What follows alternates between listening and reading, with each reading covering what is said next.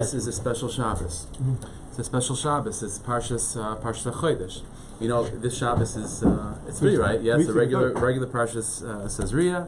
It's also Rosh Chodesh Nisan, and it's Parshas Hachodesh. So, in other words, this Shabbos, besides the regular Parsha, we also lane again a special laning for Rosh Chodesh Nisan and a special laning for Rosh Chodesh Nisan in terms of our preparations for Pesach.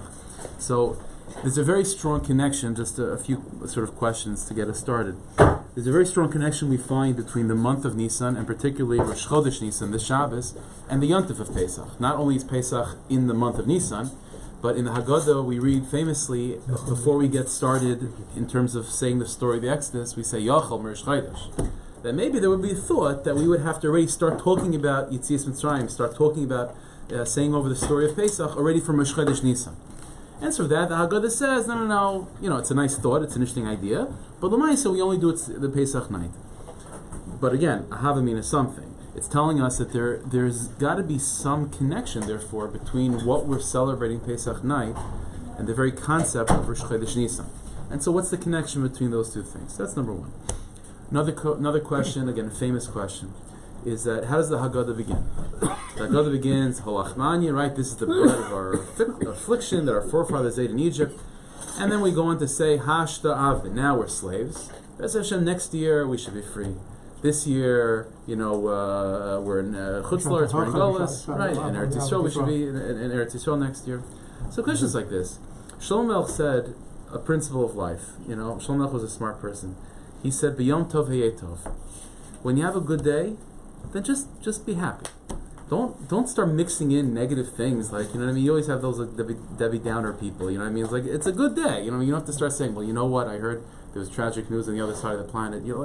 Just enjoy the moment. B'yom tov, a day that's good, hey tov, just be happy.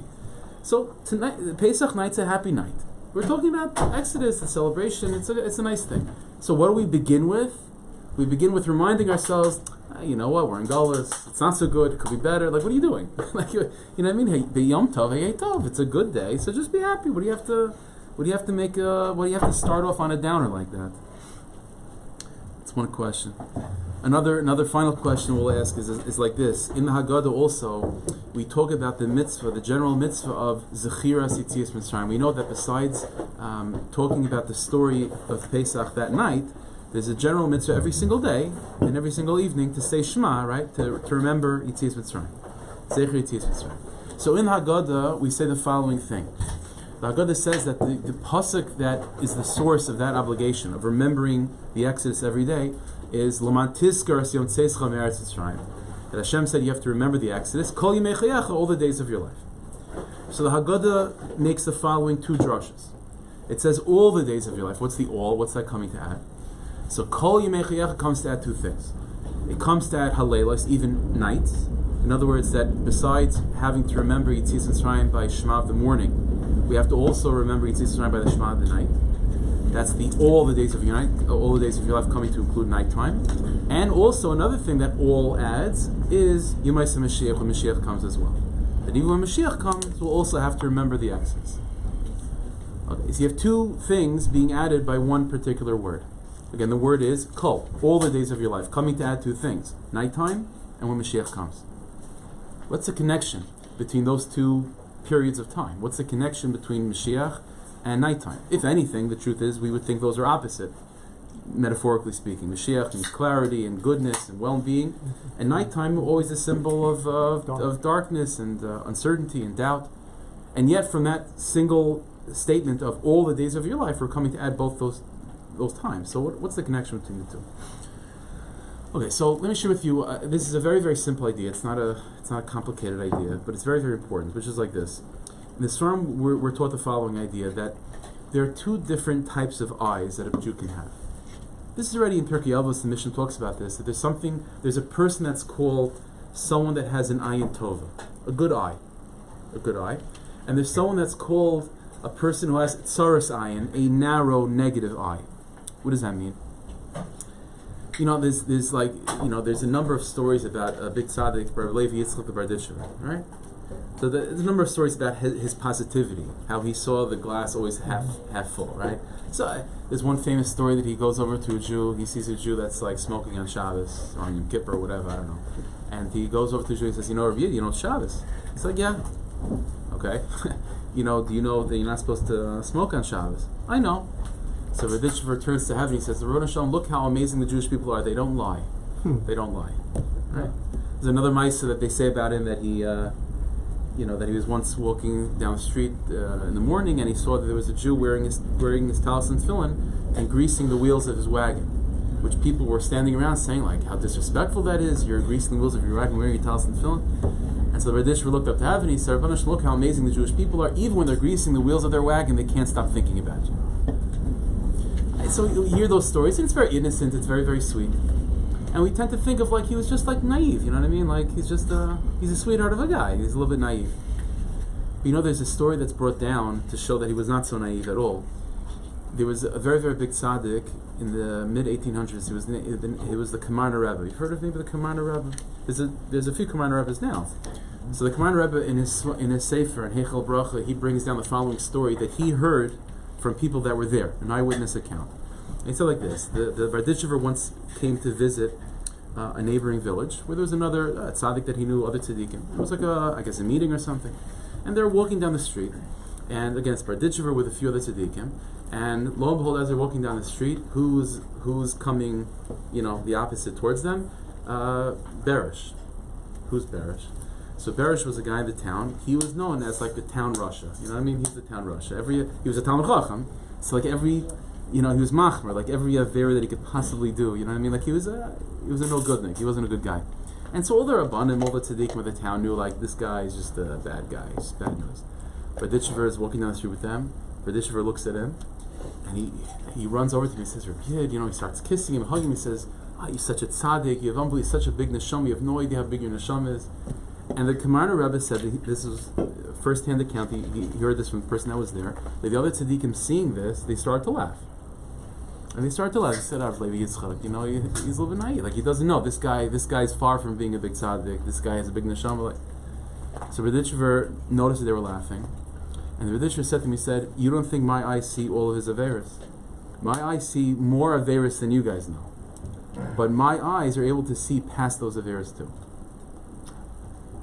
There are two different ways to look at life. There's two different ways to look at a Jew, to look at oneself. There's a way of looking at one's life from a perspective of Gan Eden, and there's a way of looking at life from a perspective of Gehenna. What does that mean? Whatever a person's assumption is, then there's a tendency within the human being to whatever you experience to sort of back up your assumptions. Right? And sometimes when a person's looking for the truth, that might be hard to do because you always look for the proofs that back your theory up. So what's the assumption going into the world? Is this world a place that's good and holy and happy?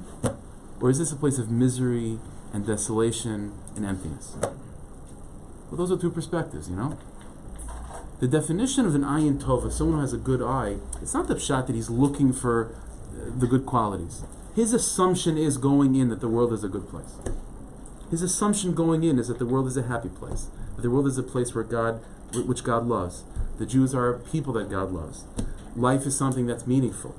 And so because that's the assumption, then in order to uproot that assumption, you would have to find an experience which is completely terrible and completely miserable, which is unlikely. Because there's always going to be something positive. When the Raditchever looked at that guy, what's the pshat? He saw all the averis and a few mitzvahs, and he just started to focus on the mitzvahs. The Raditchever had eyes that were coming from a perspective where the assumption is this place is a good place. The assumption is Jews are good.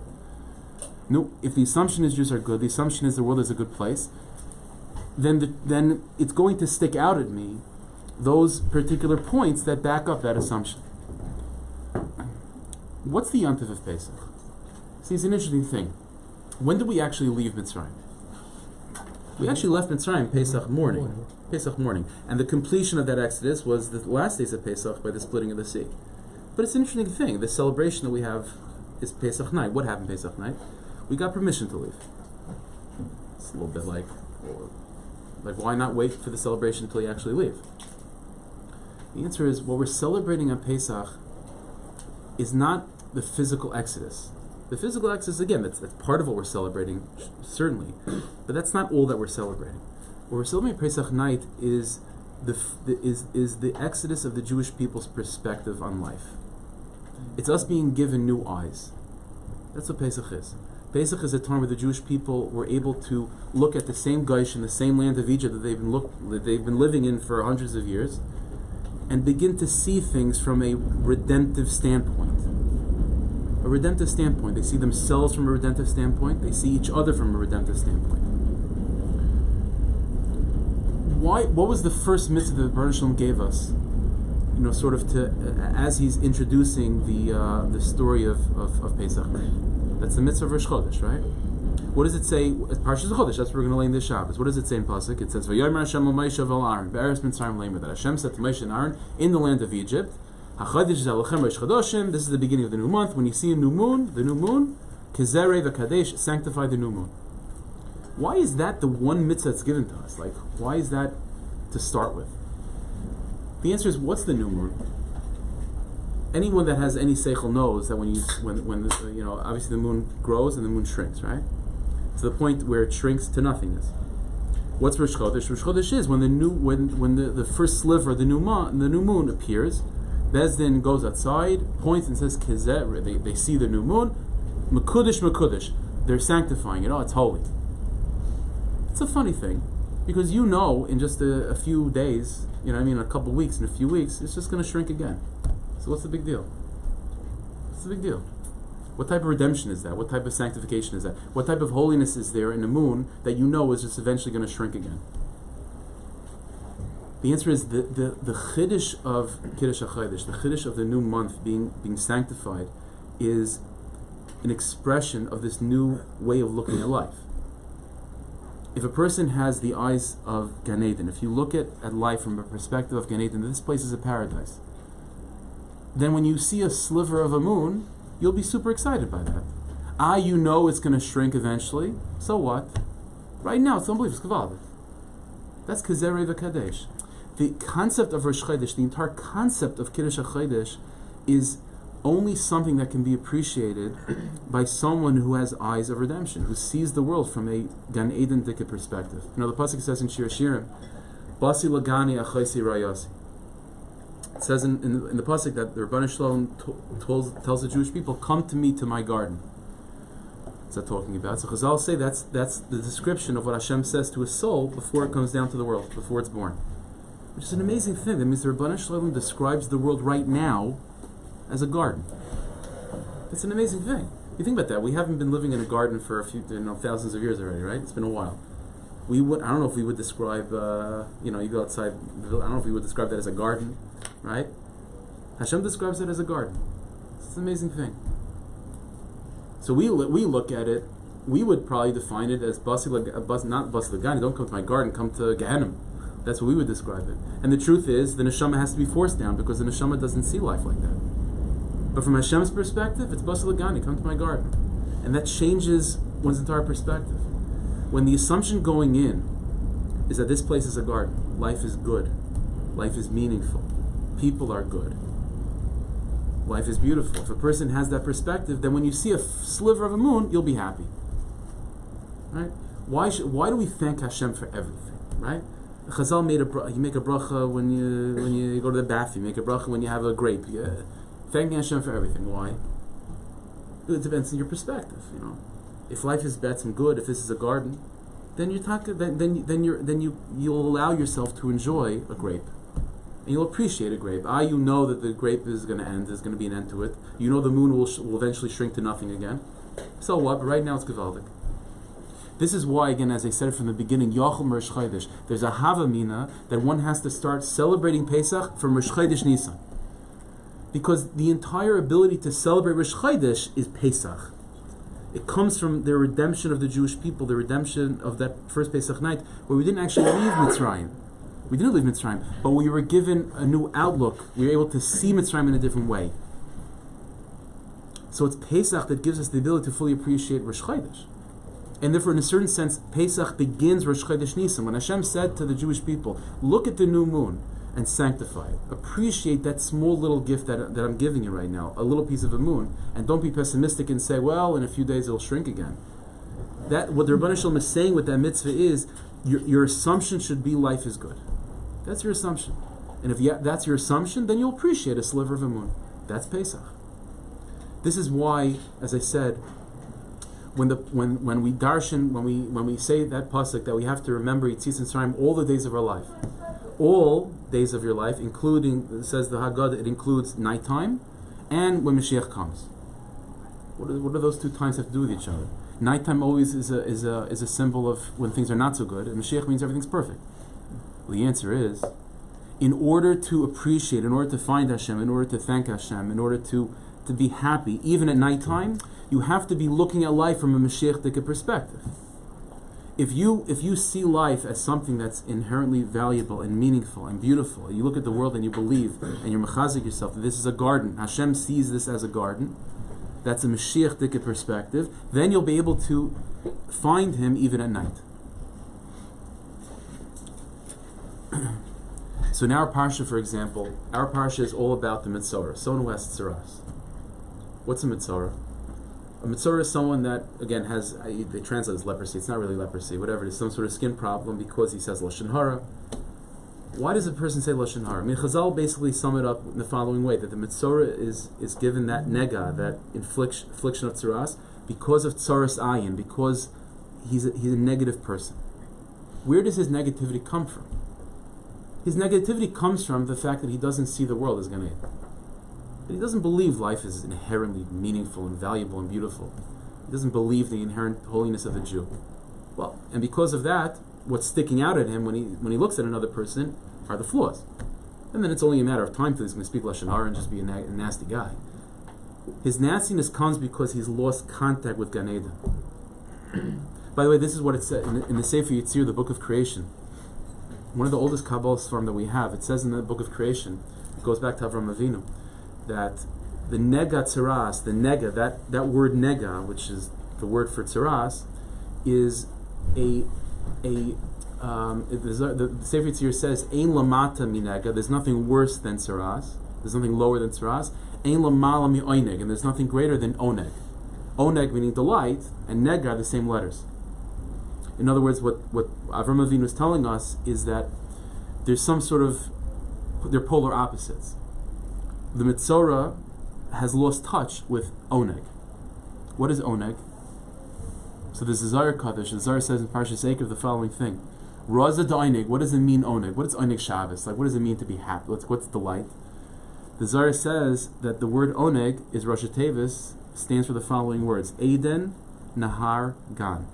It says in Pasuk, Nahar Yotzim Eden Lahashgas Gan, that a river flowed from Eden to give life, to nourish the Garden of Eden. Eden is Ayin. Nahar, the river, that's Nun. Gimel, Gan, that's Oneg. The Mitzorah, his affliction is what? Is that he's lost touch with Oneg. He's lost touch with Gan Eden, and all he sees in life is Nega. That's all he sees. Well, if a person, all one sees is, if they lost the memory altogether of Gan Eden, if they're just a pessimistic person, then you know what's going to happen. It's only a matter of time till you start saying Lashon Hara and you judge the whole world accordingly. The Indian of Shabbos, that's why this Shabbos is such a special thing. It's Rosh Chodesh Nisan, Parshas Hachodesh, and it's Shabbos. Shabbos is an amazing time. See, Shabbos, what happened the first Shabbos? We know that Adam and Chava were created on Friday, right? Friday afternoon they sin. And the decree comes from Hashem, you have to be kicked out of Gan Eden. When did they actually leave Gan Eden though? After Shabbos. The Rebbeinu Shalom said, there was a decree you have to leave, stay for Shabbos. It means the essence of Shabbos. What is Shabbos? Shabbos is a time, is one day of the week, where we're able to recalibrate ourselves from a Gan Eden perspective. The Einig Shabbos, what's Einig Shabbos? Einig Shabbos is to be able, it's not just like to have good cholent or to take a nap, although that's part of Einig Shabbos. Einig Shabbos is to realign yourself and to realign yourself with a positive outlook in life in general. And then you look at everything in a positive way. And then when you see a sliver of a moon, you'll be happy. You'll be happy. You're still in Mitzrayim, but at least you got permission to leave. You'll also be happy. It gives a person the harchavas hadas, the expansiveness. You'll stay far away from Mitzrayim. You'll never become a Mitzrayim. Mitzrayim is just an angry person, far removed from the Nega Tzuras. That's why there's such a strong connection between Pesach, which is what? Which is celebrating our giving permission to leave, even before we left, and Shabbos. There's a very strong connection. The pasuk describes Sfiras Omer as beginning Mimachras HaShabbos, the day after Shabbos, referring to Pesach and Shabbos. What's the connection between Pesach and Shabbos? Well, here's the idea. Again, Shabbos is a time where Adam and Chava were allowed to stay in Gan Eden. Shabbos is a time where Adam and Chava were allowed to see the new world that they would be entering into from a Gan Eden perspective, to see things as positive. And when a person has a positive perspective, when the assumption is positive, when the assumption is the world is Gan Eden, then you'll be able to appreciate in full just being given permission to leave Mitzrayim even before you leave. You'll be able to appreciate the sliver of a moon that you begin to see. Kizeri v'kadesh. So Pesach, Rosh Chodesh, Shabbos, it's all one inyan.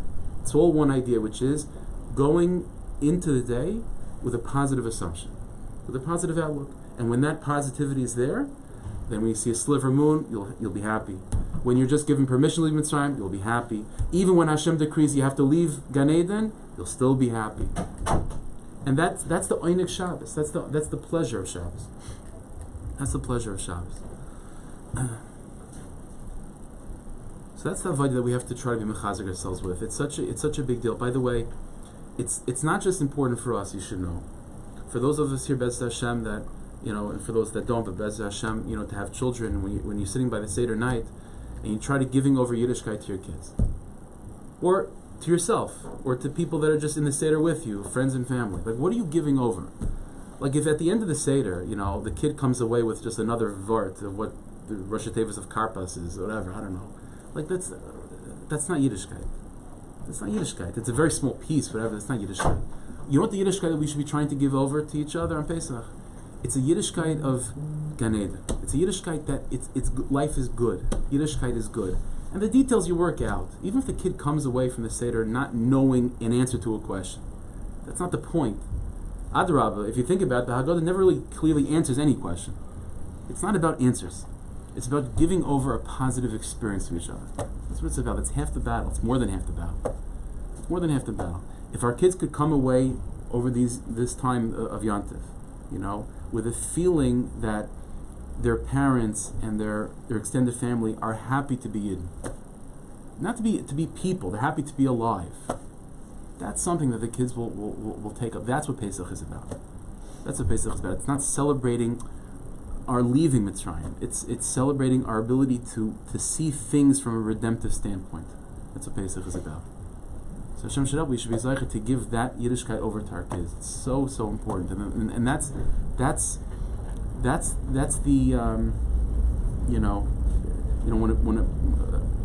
let me put it this way. Going through life, it's only a matter of time till a person gets sick, right? Everyone gets a cold here and there.